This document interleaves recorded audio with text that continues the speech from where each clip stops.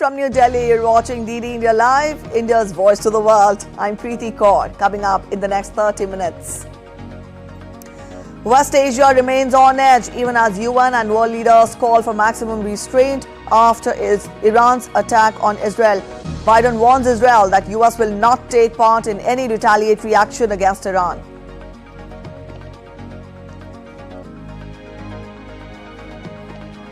Trump's efforts to delay New York criminal trial stemming from hush money paid to an adult star fail. Jury selection for the first ever criminal trial of a former US president due to start in a New York state court.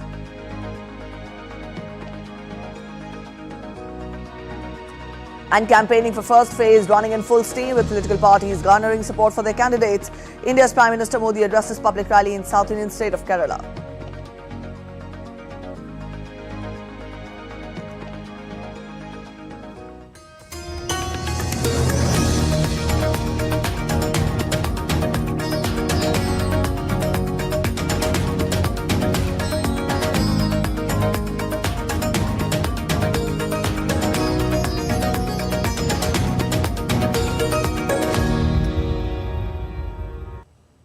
Diplomats at the UN Security Council called for restraint following Iran's drone attack on Israel on Saturday. The council met for an emergency meeting on Sunday with members fearing a full-blown spillover of the conflict in the region. DD India's Jody Jacobs reports from New York. It was a tense UN Security Council meeting, and with the UN Secretary General present, an indication perhaps that this matter is of international importance and the fear of a full-blown conflict in that region is now real. Antonio Guterres has called for calm, saying that the world does not need another war. The Middle East is on the brink. The people of the region are confronting a real danger of a devastating full-scale conflict. Now is the time to defuse and de-escalate. Now is the time for maximum restraint. Israel, who called for the meeting, said Iran had crossed every red line and it reserves the right to retaliate. This attack crossed every red line, and Israel reserves the legal right to retaliate. We are not a frog in boiling water. We are a nation of lions. Following such a massive and direct attack on Israel, the entire world, let alone Israel, cannot settle for inaction. We will defend our future. It's called on the Council to take severe action against Iran. But it was Russia's ambassador that called his Western colleagues hypocritical and of having double standards. The US maintains that it continues to fully support Israel's right to defend itself and will in the coming days explore additional measures to hold Iran accountable. There was a direct message from Iran directed at the United States, warning that should Washington initiate any form of military operations against it, it will use its inherent right to respond proportionately. Iran's operation was entirely in the exercise of Iran's inherent right to self-defense as outlined in Article 51 of the Charter of the United Nations and recognized by international law. This concluded action was necessary and proportionate.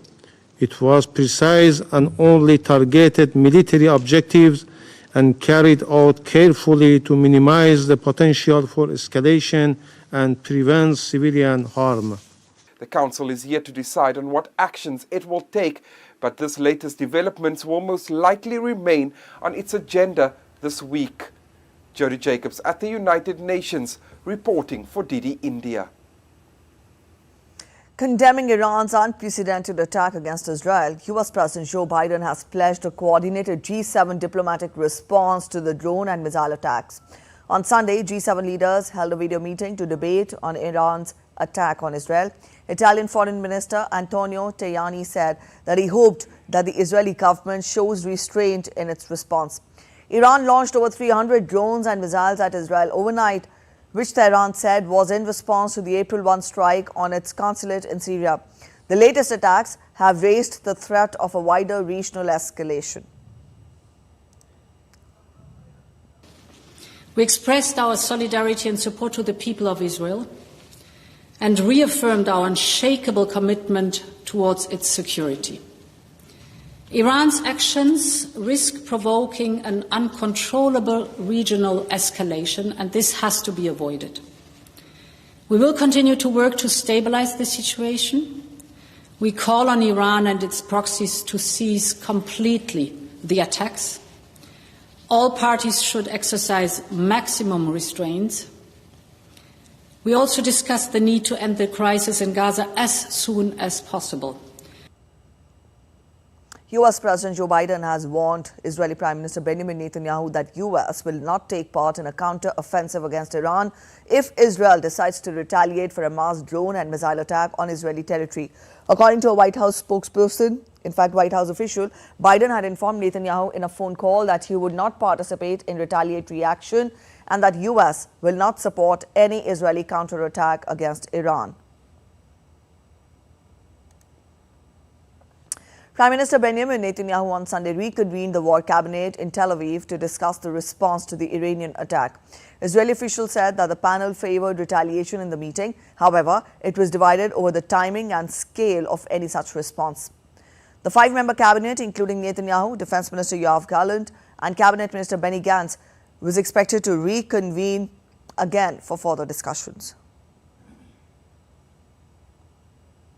A video released by the Israeli army on Sunday showed damages caused by Iran's mass drone and missile attack on Israel on Saturday. The footage was released alongside stills that showed a crater at Israel's Nevatim air base and damages to a road in the Hermon area. It also included a graphic of a map showing the routes of Iranian launches into the Israeli territory. The U.S. Central Command said on Monday that its forces destroyed more than 80 drones and at least 6 ballistic missiles aimed at Israel from Iran and Yemen over the weekend. President Joe Biden thanked U.S. fighter squadrons that helped defend Israel from the Iranian attacks. In a video posted to social media platform X on Sunday, Biden hailed the U.S. fighter squadrons as incredible. Meanwhile, as tension escalated in West Asia, Israel said that the country is still on high alert following the attack from Iran. Israeli military said its armed forces had shot down multiple drones and missiles launched from Iran. Meanwhile, IDF spokesperson Daniel Hagari said that Israel's critical mission in Gaza remained the rescue of all of its hostages still held by Hamas. Even while under attack from Iran, we have not lost sight, not for one moment, of our critical mission in Gaza, to rescue our hostages from the hands of Iran's proxies, Hamas, of our moral duty to do everything in our power to bring 133 hostages back home. Hamas recently rejected the hostage release proposal offered to them by the mediators. Hamas and Iran want to ignite the Middle East and to escalate the region. We are still on high alert and assessing the situation. Iranian Foreign Minister Hossein Amir Abdullahian and his Russian counterpart Sergei Lavrov have warned that new provocative acts can lead to an escalation of tension in the region. The two diplomats made the remarks in a phone conversation on Sunday as they discussed the latest developments in the region.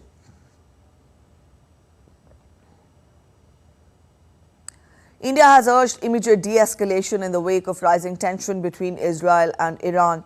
External Affairs Minister Dr. S. Jaishankar on Sunday held a telephonic conversation with his Israeli counterpart, Israel Katz, and also shared India's concerns over evolving situation in the Middle East after Iranian attempt to strike Israel. They discussed the larger regional situation and agreed to stay in touch. Dr. S. Jaishankar also spoke to his Iranian counterpart. The minister took up the release of 17 Indian crew members of MSC Ares.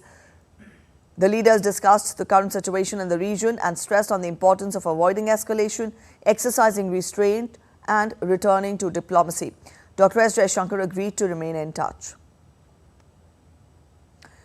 Asian shares slumped and gold prices rose on Monday after Iran's attack on Israel, and on Saturday stoked fears of a wider regional conflict and kept traders on the edge.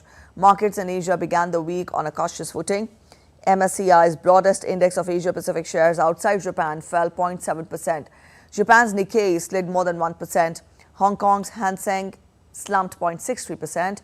The escalating tension also sparked a flight to safety that sent gold rising 0.51% to $2,356.39 an ounce.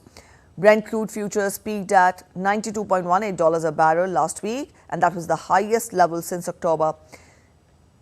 S&P 500 futures and Nasdaq futures each rose 0.15%. And back home, the Indian benchmark equity indices Sensex and Nifty opened in the red, led by global cues and uncertainties. Following the trend in the Asian market, Sensex plunged 700 points and Nifty was near 22,300. Investor sentiment was affected by Iran's attack on Israel, raising concerns about a potential wider conflict in the region. Let's get to other updates now. The first ever criminal trial of a former US president is due to get underway on Monday, with Donald Trump facing fraud charges in New York. The case revolves around hush money payments he allegedly made to an adult star to cover up an affair. Trump denies the charges, but the trial could have a major impact on his re-election bid. DD India's US correspondent Nick Harper gets us the details. A lot at stake here for the former US President Donald Trump. This case relates to a payment of $130,000 that was allegedly paid to the Stormy Daniels ahead of the 2016 presidential election. That payment was made to try and keep quiet about an affair that had taken place between Stormy Daniels and Donald Trump, an affair that Donald Trump allegedly now wanted to keep quiet at a time when he was running for president in 2016. Donald Trump denies both the affair and the payment. Now, he's been trying to delay this, and we've seen various last-ditch attempts to push back the case indefinitely. However, a judge has ruled that out, and it will begin later on Monday. It means for the next 6 weeks or so, Donald Trump will not be on the campaign trail. Instead, he'll have to be in court every single day. The likelihood is that he may try and use that as an opportunity to rally as part of his re-election campaign. He could speak to reporters and supporters outside court each day, either before that day's proceedings or after they have concluded. But it does mean that he won't be able to hold the large-scale rallies that he favours as a result of the need for him to be in New York City for this trial each day. Now, on Monday, we will see jury selection. That could take several weeks. Remember, they will be looking for 12 impartial jurors who feel that they can give Donald Trump a fair trial. There is a possibility that Donald Trump will testify for himself during the course of this trial. It's something that he's suggested that he wants to do. However, undoubtedly his lawyers would probably persuade him not to, as it could open him up to a whole raft of questions. This trial in New York, revolving around these hush money payments, is just one of 4 criminal trials that the former president is facing. However, it may be the only one that comes to trial before November's election. The other 3 all facing substantial delays. In Washington, Nick Harper, reporting for DD India. The United Nations has called for greater humanitarian assistance to aid refugees and displaced people fleeing Sudan after the war between Sudan's army and the paramilitary rapid support forces.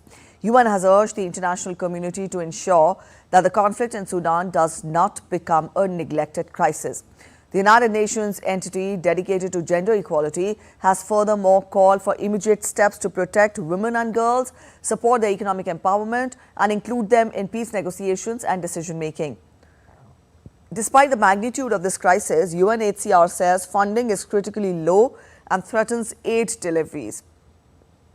According to UNHCR, it will need $284.5 million to respond to the crisis in South Sudan, and has only received 18% of that funding.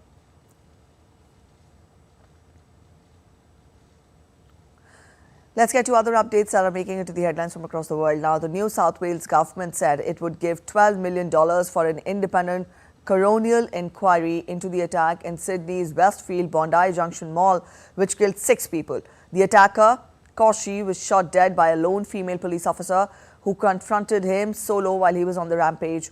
Police said the attacker had mental health issues in the past, and there was no indication that the ideology was the motive.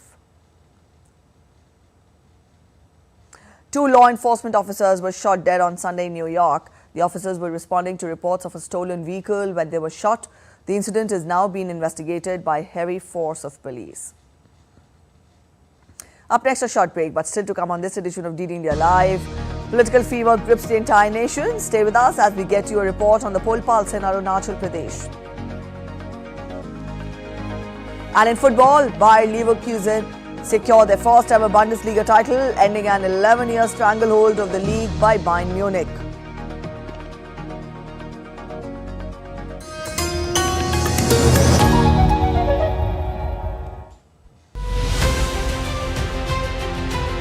Poll Pulse tracks the pulse of the poll-bound southernmost Indian state of Tamil Nadu. Voting is our responsibility. This is a big fight between BJP and India alliance. Will you vote?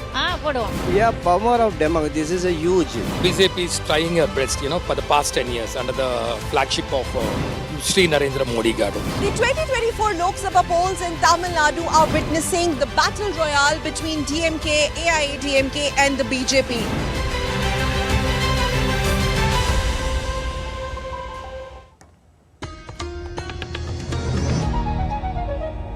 Welcome back after the break. You're watching DD India Live, and now we get you all the updates on the world's largest democratic election in India.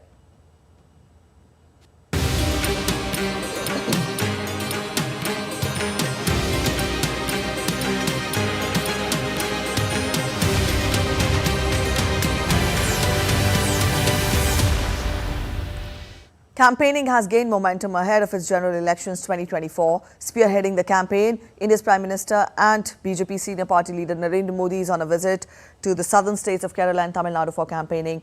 Addressing a rally in Palakkad, Prime Minister said that BJP has released the vision of Viksit and, in fact, has released the vision of Vikas and Virasat for the next 5 years. Home Minister and senior BJP leader Amit Shah is in the country's northeast states of Tripura and Manipur, where he will hold public rallies. Later in the evening, he will hold a roadshow in northwestern state of Rajasthan. Also, Defence Minister Rajnath Singh will hold a public rally in the Union Territory of Jammu and Kashmir. Congress leader Rahul Gandhi is also focusing on the southern states of Tamil Nadu and Kerala. He held a roadshow in Wayanad, from where he is contesting. Opposition Congress Party's President Mallikarjun Kharge will be campaigning in Puducherry in support of Lok Sabha candidate V. Vettilingam, while another Congress leader, Priyanka Gandhi Vadra, will hold a roadshow in the city of Alwar in Rajasthan. BSP Chief Mayawati will hold a public meeting at Muradabad in Uttar Pradesh. The state of Arunachal Pradesh has many tribes living in different parts of the hill state, and they follow their unique culture and lifestyles. DD India correspondent Dibendu Mondal visited one of the villages that is dominated by the Nishing tribe of Arunachal to get a glimpse of their tradition and centuries-old lifestyle. Take a look at this special report. In Arunachal Pradesh, let me take you inside the traditional house in Arunachal Pradesh and how the community, the tribal community here lives inside these houses. There are traditional tools to preserve meat because if you remember in the earlier days, there were not much resources in the far east part of the northeastern state of Arunachal Pradesh. I'm joined by one of the resident of this particular house here in Arunachal Pradesh, nearby Itanagar, the capital city. Welcome to Doordarshan. If you could explain us what this is exactly, and for centuries I'm told that these are being used by the traditional communities here. What does this, how does this work? This is called rapki, and we use it as to dry our woods. Our parents take woods from the jungle. It used to be soaked due to rain and all, so they keep it here to dry, and after when it's dry we use it for fire. Okay, and these small holes like cups things, these are called chunkya. We use it as to keep some things like, and this is upper part of rapki where we keep our meats for preservation. How long does it take how is the meat preserved and how long can the meat be preserved? It can be preserved for many months, like mostly 1 year. If you could come along with us, I'm also told that you belong to the Nishi community and the tribe that is predominant in this part of Arunachal Pradesh. What are some of the traditional features that are in your house that belongs to the Nishi community, and what traditionally had this community been involved in? Traditional, one thing can be separated from this urban livelihood is this our house. It's different from the urban life, and we use very different utensils for our own, like traditional. Like we make this upyo to clean the rice. We just saw a glimpse of the traditional and the centuries old tradition here in Arunachal Pradesh amongst the community that is predominant here around the vicinity of the capital city of Itanagar, and this community perhaps is one of the largest here in this part of the city of Itanagar. With camera person Jagmohan, this is Dibyendu Mondal from Itanagar for DD India. In Jammu and Kashmir, special teams in Kathua ensured accessible voting for all by visiting homes of voters opting for postal ballots. From seniors to individuals with disabilities or those affected by COVID, the Election Commission of India's provision made voting from home a reality. The voters are glad to get this facility for the first time in history. In a proactive measure to ensure the inclusion of all eligible voters in the electoral process, this initiative aims to accommodate the specific needs and circumstances of individuals who may face difficulties in physically visiting polling stations on the election day. There are 44 voters who have applied for postal ballot vote service from their homes in the district. The polling teams are visiting home to home, in fact, to ensure 100% polling, which will continue tomorrow. The general polling is scheduled for 19th of April in the first phase of polling in Udhampur parliamentary constituency.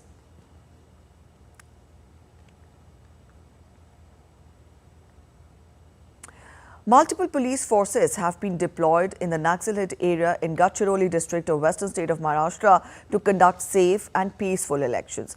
Gadchiroli is going for polls in the first phase on April 19th. 130 drones, 6 Mi-17 helicopters and 180 sorties are set to be deployed in Gadchiroli. Helicopters can transport the EVMs directly from the polling booth to the strong room, which would reduce the chances of a major ambush. The C-60 commando unit is also being deployed.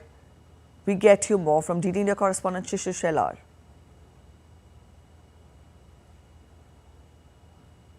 Country's parliamentary election is going to start on 19th of April. This election is divided into 7 different phases, and the first phase will start from 19th of April.